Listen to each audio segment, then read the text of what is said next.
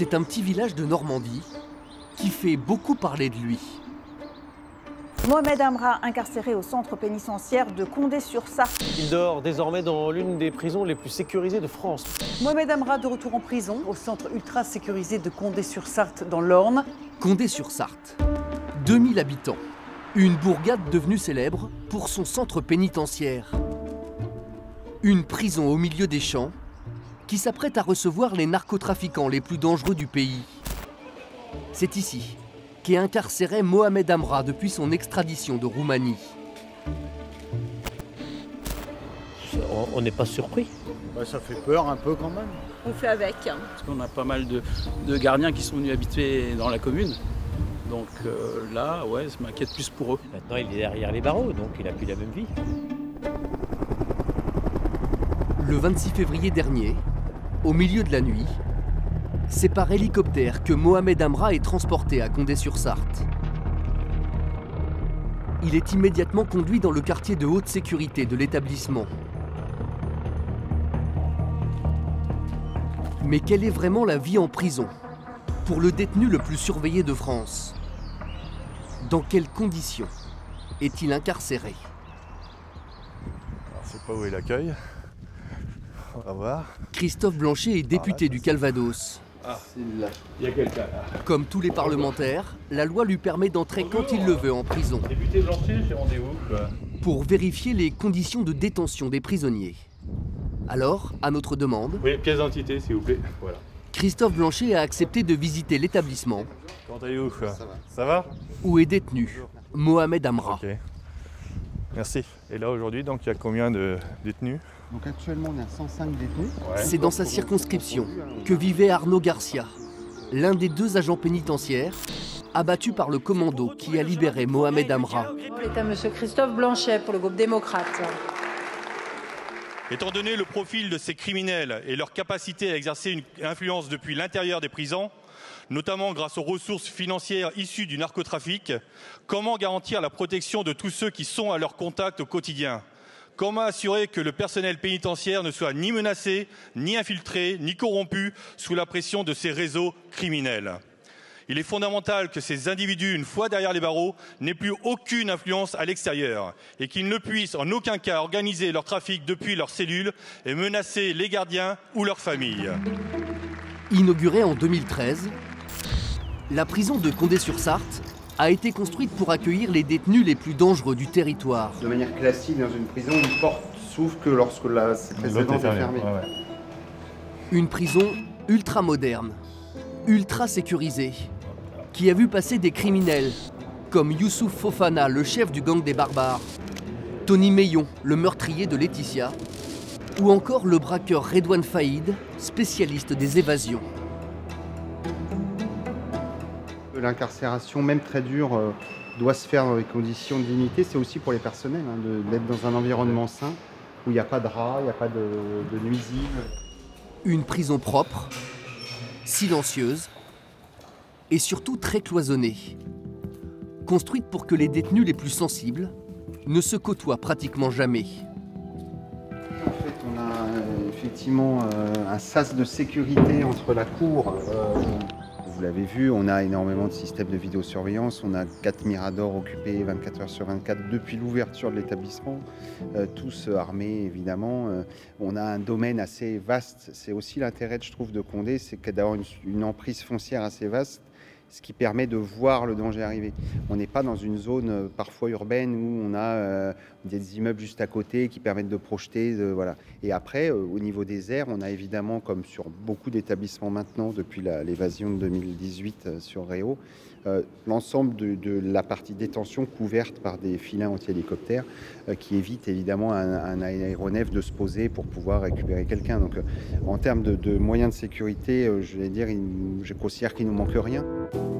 C'est pour toutes ces raisons qu'en février dernier, Gérald Darmanin, le ministre de la Justice, a choisi Condé-sur-Sarthe et sa sœur jumelle, la prison de Vendin-le-Vieil dans le Pas-de-Calais, pour recevoir les 100 plus grands narcotrafiquants de France. C'est un établissement qui connaît un fort domaine de sécurité déjà, plusieurs cours de promenade différents, des îlots où il y a peu de détenus, comme on l'a vu en Italie lors de notre visite dans la lutte anti-mafia, une impossibilité de téléphoner, une impossibilité de faire venir des drones, un isolement par rapport au reste de la ville, des accès routiers qui permettent de faire des extractions mais limitées. Mohamed Amra est donc le premier de ces grands narcotrafiquants à être incarcéré à Condé. La prison se prépare à recevoir les autres à partir de l'été prochain. Sur un système comme ça, on va rajouter des passe-menottes au niveau de la ministre l'avait vu lors de sa visite. Donc un système avec des crans pour éviter une ouverture précipitée de la porte par le détenu. Les passe-menottes seront, et déjà ils sont déjà tous ici, mais il y en aura sur l'ensemble des cellules de l'établissement pour permettre, s'il y a une gestion menottée, une mise en protection des agents dès l'ouverture de cellules. Des détenus qui seront hébergés dans des cellules comme celle-ci. Vous avez un espace nuit avec un lit, une table de chevet suspendue. Là, ils vont avoir l'accès ici à un téléphone fixe, mais qui ne sera accessible que 2 heures tous les deux fois par semaine dans le cadre du projet de loi. Ceux qui imaginent qu'ils vont pouvoir se dire « bon, je ne serai peut-être pas écouté aujourd'hui », ils se trompent, donc autant les prévenir que tout sera écouté, tout sera également coupé. S'il y a, je prends un exemple, vous avez demain 2 personnes qui échangent au téléphone, qui parlent totalement français et qui à un moment donné vont parler en langue étrangère, on coupe et on supprime la ligne. Ça restera. À Condé-sur-Sarthe, c'est le double sas. les narcotrafiquants auront un accès restreint au parloir et seulement derrière des vitres pour éviter tout contact. Les visiteurs seront intégralement fouillés. Et donc on a des salles qui vont être aménagées pour les... Et afin de limiter les extractions, certaines audiences avec le juge pourront se dérouler dans cette pièce grâce à un système de visioconférence. Quant aux détenus les plus dangereux, ils resteront à l'isolement. Jouant ça, temps de... L'administration pénitentiaire ne nous a pas autorisés à poursuivre la visite dans cette unité. Car c'est ici qu'est détenu Mohamed Amra. À son arrivée à Condé, Mohamed Amra a d'abord passé 30 jours dans le quartier disciplinaire le plus strict de la prison. Puis il a été transféré à l'isolement, où il passe désormais ses journées dans sa cellule, avec seulement 1 heure de promenade quotidienne. Un régime de détention extrêmement strict, que connaît bien Benoît David, son avocat, qui est aussi celui de Salah Abdeslam, le terroriste des attentats du 13 novembre à Paris.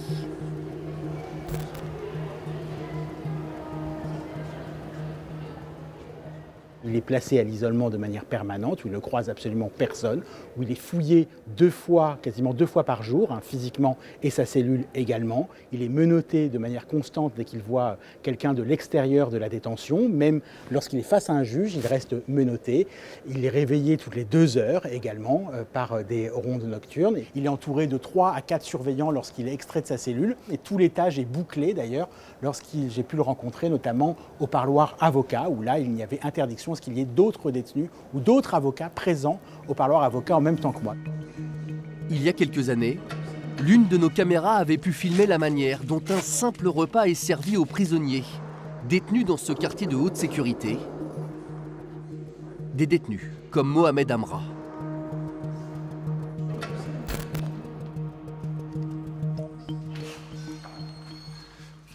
C'est déjà pas comme beaucoup de Français peuvent croire.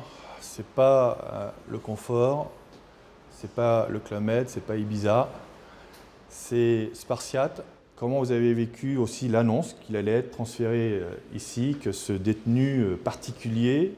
Il y avait une vraie volonté politique du ministre, partagée par le directeur, de dire il faut que ce détenu revienne sur les terres de sa sanglante évasion pour assumer aussi face au personnel et collègues de Arnaud et Fabrice ce qu'il a fait.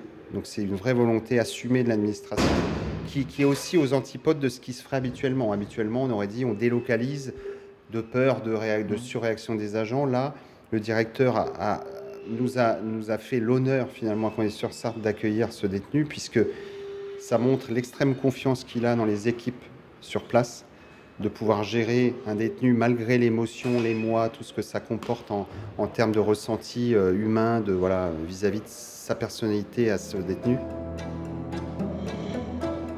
La seule chose que je peux vous dire, et ça sans aucune forme de fierté, mais c'est que le constat qu'on fait depuis qu'il est là, on n'a jamais revu ce sourire, on ne le reverra jamais.